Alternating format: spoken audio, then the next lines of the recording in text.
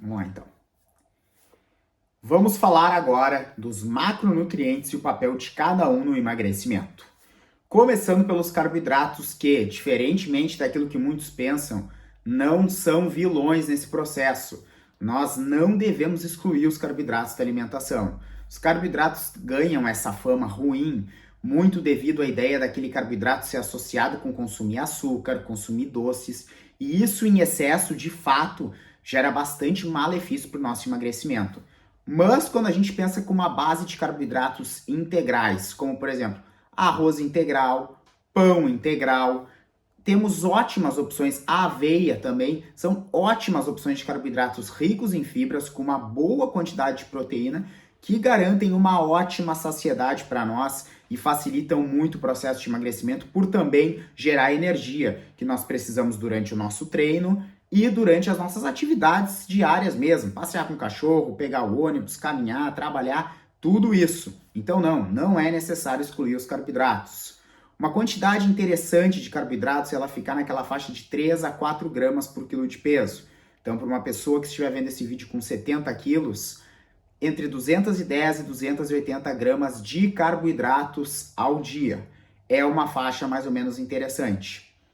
Considera aí que um pão francês ali na faixa de 30 gramas, ele vai ter em torno ali justamente de 30 gramas de carboidrato, pegando isso como base.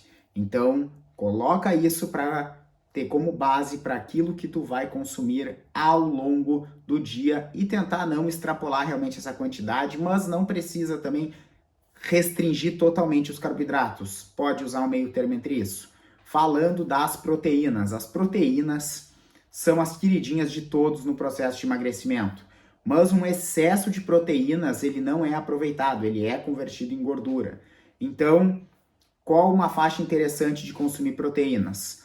Eu recomendaria na faixa de 1,5 a 2 gramas por quilo de peso corporal, ou seja, para uma pessoa de 70 quilos, não recomendaria ultrapassar 140 gramas de proteína ao dia.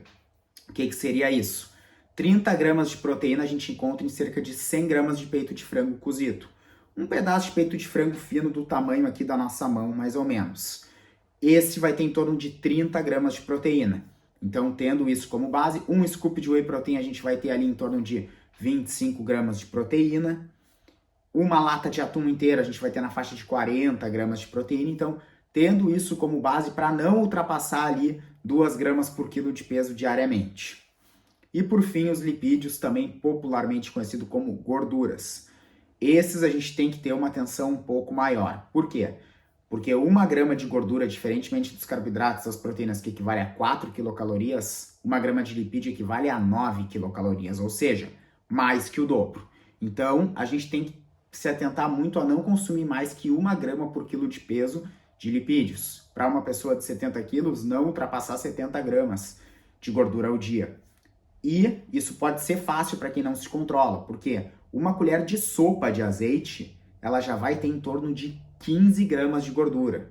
Então, 5 colheres de sopa por dia, essa pessoa já estaria ultrapassando aí a quantidade de gordura. Sem contar também outros alimentos que são fontes de gordura, como as oleaginosas, que sim, são gorduras boas, presentes na castanha, no amendoim, no salmão. Entretanto, é preciso ter muito cuidado para isso não extrapolar a quantidade energética diária e atrapalhar nosso emagrecimento. Prefira sempre as gorduras mono e poliinsaturadas, aquelas gorduras também líquidas à temperatura ambiente, como eu citei, os óleos vegetais, em detrimento daquelas gorduras sólidas à temperatura ambiente, como por exemplo a manteiga, a banha, o próprio óleo de coco, que não são boas fontes de gordura. O consumo delas está associado com maior risco de doença cardiovascular. Se atente a isso, saiba fazer as melhores decisões e continue comigo aqui